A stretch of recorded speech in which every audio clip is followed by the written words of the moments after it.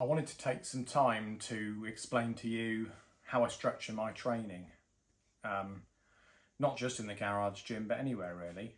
So I'm going to break it down, how I structure it, how I ramp it up, what the ethos is behind it. So let's start at the beginning. Every workout, I like to start with a big compound lift. I'm a big fan of powerlifting, have been for quite a few years. So I'll generally start with one of the big three, bench, squat or dead. And then we'll have a strength block. So we might have a period of time we work on strength and we'll have lower reps, like in the 1s to 5s. Then we might have a hypertrophy block where we still try and shift the big weights, but for more reps. So we start with a compound. Then we'll move into maybe three compound exercises, so multi-joint exercises. So think, like overhead barbell press, even seated barbell press, because you're using, a couple of joints to do those moves.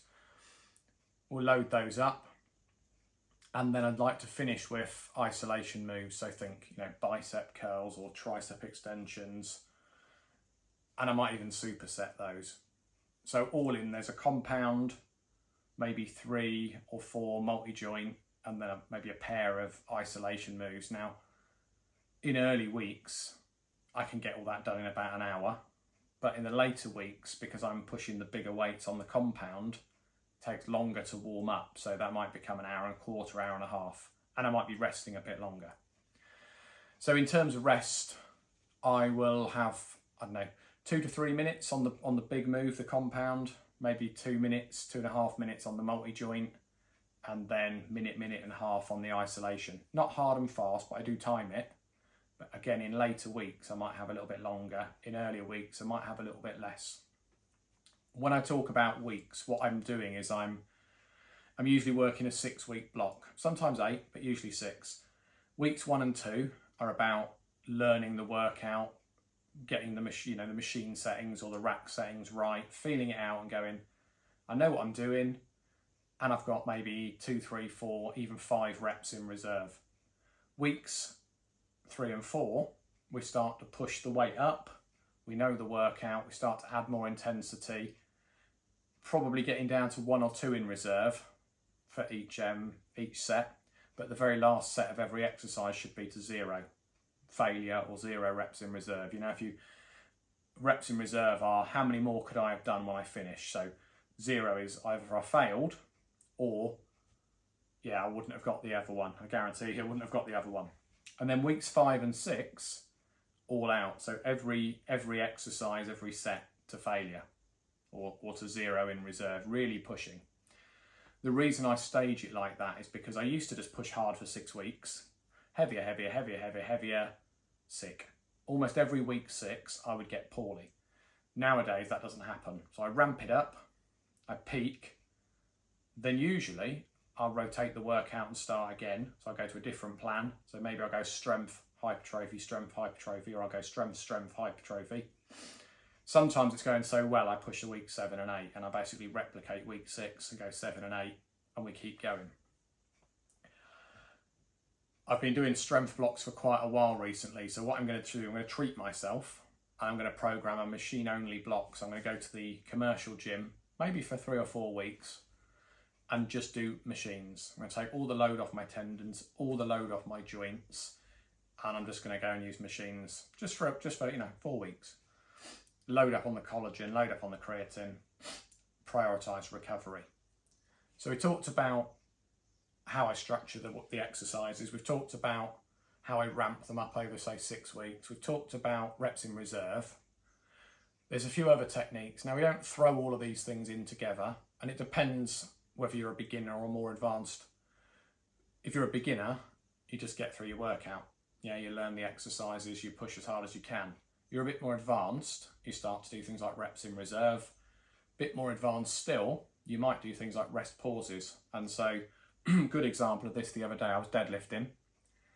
I'm in week 4, so I'm starting to peak. I managed to grind 180 for 5. So I got one, got another one. It's a real grind. Then the ambition is to do a set of 5 and then a set of 10 at 20 kilos lighter. So I put 160 on the bar I got 5 out grinding, then I had a rest. And so a rest is, in my mind, is where I've got to stop, catch my breath or regroup. So sometimes I'll be benching and I'll stop at the top for a quick rest. I don't call that a rest. If I had to rack the bar, maybe have 15, 20 seconds, go again and get another few reps, then I'll count it as a rest. So the same with the deadlifts. I was bent over the bar, regrouping, got 2 more. So 5, rest 7. So I'll start to write that. I'll go, I got 7 reps, but it took me a 5, then a rest, then a 2. And I was aiming for 10. So I'm going to keep that weight, that 160. Can I get more before I rest? Work up to the 10 before I start nudging the weight up again. Then you've got the superset things. So you generally do antagonistic muscles. So if I'm bicep curling, I can then go straight into tricep extensions. The biceps get a rest while the triceps work. Then we take the rest, minute and a half.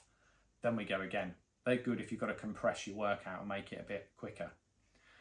What else have we done? We can do drop sets and pyramid sets. So again, I won't throw all these in the same block. I might throw these in. I like to do pyramid sets on things like the leg press. So I might get a silly, crazy weight on there. And people think you're going for a 1 rep max or a 5 rep max or something. And then you grind 20 out. And people look at you going, what? You do 20, then you put a bigger weight on and you get 10. Then you put a bigger weight on and you get 5. Then you try and go back to the previous 10 weight and then back to the previous 20 weight. That is brutal. And you can do it the other way around as well. So pyramids and then drop sets. Drop sets are really good for burning out. I like to burn out the arms and the shoulders and things. So you'll lift a weight. So let's say you got 7 kilos. I don't know, 7 kilos. You get out your reps. So say you're doing 12, you get 12 or less. Then you immediately take the 7s and make them into 5s and you go again. And sometimes, if you're a sadist like me, you'll do a multiple drop set. So especially if you're on cables, I might be doing, I don't know, 28 on cables for curls, and then I'll do even numbers all the way down. And I'll just torch myself, and that will be the last set of the workout. Last exercise, last set, fully torch them. And if I'm doing a superset, I might do that both ways. So hopefully that gives you some ideas.